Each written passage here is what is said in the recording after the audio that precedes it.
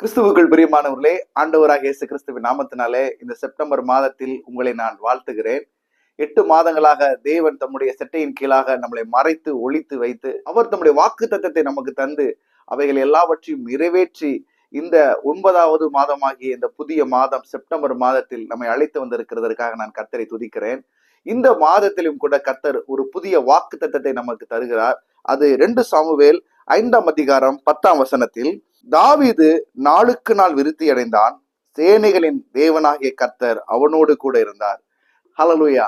தாவீது நாளுக்கு நாள் விருத்தி அடைந்தான், சேனைகளின் கர்த்தர் அவனோடு கூட இருந்தார். எவ்வளவு அருமையான வாக்குத்தத்தத்தை கர்த்தர் கொடுத்திருக்கிறார்.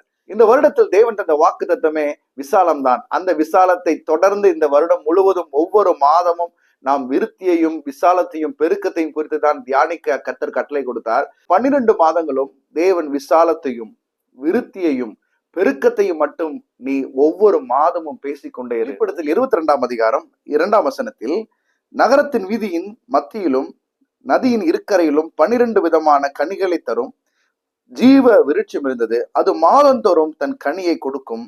அந்த விருட்சத்தின் இலைகள் ஜனங்கள் ஆரோக்கியம் அடைகிறதற்கு ஏதுவாகும். மாதம் தோறும் கனிகளை கொடுக்கக்கூடியதா இருக்கிறது தேவனுடைய வாக்கு தத்துவம்.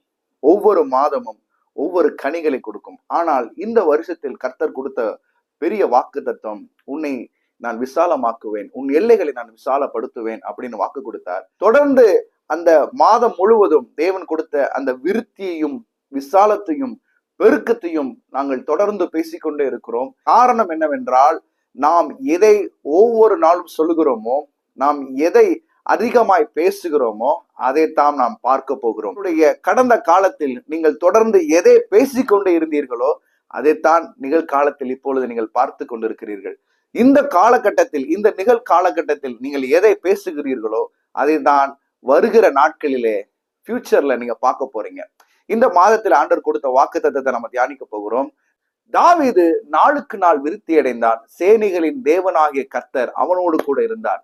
ஒரு சாதாரண ஆட்டு மந்தையை மேய்த்து கொண்டு, அவனுடைய சகோதரன் கூட அவனை திட்டும் பொழுது கூட அப்படிதான் சொல்றாரு, உனக்கு கொடுக்கப்பட்ட கொஞ்சம் ஆடை வனாந்தரத்துல விட்டுட்டு இங்க என்னடா வேலை பாக்குற, உனக்கு என்ன இங்க வேலை அப்படின்னு கேட்கும் பொழுது நாம் புரிந்து கொள்ள வேண்டும், தாவீது அற்பமும் ஒரு சாதாரண ஒரு நிலையில இருந்தான்.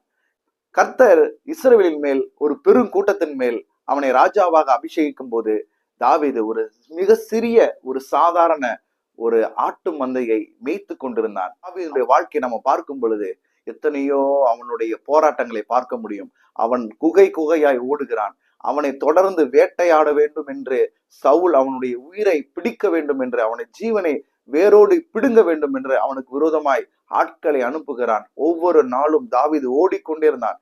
அவனை பார்க்கும் பொழுது வசன விதமா சொல்லுகிறது, நீர் மனுஷர்களை எங்கள் தலையின் மேல் ஏறி போக பண்ணினீர், தீயையும் தண்ணீரையும் கடந்து வந்தோம், செழிப்பான இடத்துல கொண்டு வந்து விட்டீர், நெருக்கத்திலே கர்த்தரை நோக்கி கூப்பிட்டேன், கர்த்தரின் சத்தத்தை கேட்டு என்னை விசாலத்திலே கொண்டு வந்து விட்டார்.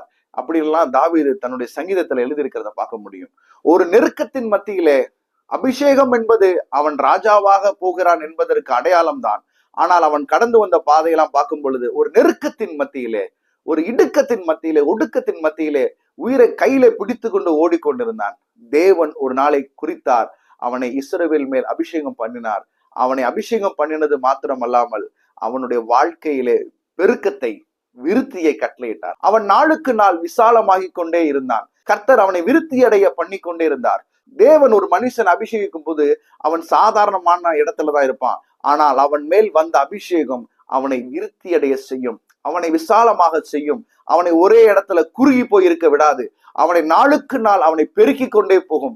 நாளுக்கு நாள் எப்படி ஒரு விதை வளர்ந்து கொண்டே போகிறது போல, ஒரு சாதாரண விதை மண்ணுக்குள் விழுந்த பிறகு அது நாளுக்கு நாள் விருத்தி அடைந்த ஒரு பெரிய மரமாக நிற்கிறது போல, ஒரு ஆலமரமாய் நிற்கிறது போல, தேவனால் அபிஷேகிக்கப்பட்டவர்களும் அப்படிதான் நாளுக்கு நாள் விருத்தி, நாளுக்கு நாள் பெருக்கம், நாளுக்கு நாள் விசாலமாய் போய்கொண்டே இருப்பார்கள், வளர்ந்து கொண்டே இருப்பார்கள். இந்த மாதத்திலும் கூட கர்த்தர் அந்த வாக்கு தத்தத்தை தான் நம்மளுக்கு தருகிறார். நாளுக்கு நாள் விருத்தி, நீங்கள் நாளுக்கு நாள் விருத்தி அடைய போகிறீர்கள். தேவனாகிய சேனைகளின் தேவனாய் கர்த்தர் நம்மோடு இருக்கிறபடியால் நாம் நாளுக்கு நாள் விசாலமாய் கொண்டே இருக்க போகிறோம். நாம் நாளுக்கு நாள் பெருகி கொண்டே இருக்க போகிறோம். நாம் நாளுக்கு நாள் வளர்ந்து கொண்டே இருக்க போகிறோம். அதுதான் தேவன் நம் வாழ்க்கையில் வைத்திருக்கிற அவருடைய பிரதான திட்டம். குறுகி போவதில்லை. இதே போராட்டத்தில் துவண்டு ஒரே இடத்தில் கிடந்து உங்கள் வாழ்க்கையை நீங்க முடிக்கும்படி தேவன் விடமாட்டார். உங்க வாழ்க்கையில விசாலத்தை காணும்படி செய்வார். உங்கள் வாழ்க்கையில் விருத்தியை காணும்படி செய்வார். இன்று இருக்கிற இந்த ஒடுக்கங்கள் எல்லாம் நிச்சயமாய் மாறி தாவீதை போல நீங்கள் நாளுக்கு நாள் விருத்தி அடைவீர்கள். சேனைகளின் தேவனாய் கர்த்தர் உங்களோடு கூட இருப்பார். இயேசு கிறிஸ்துவின் நாமத்தில் ஆமென். God bless you.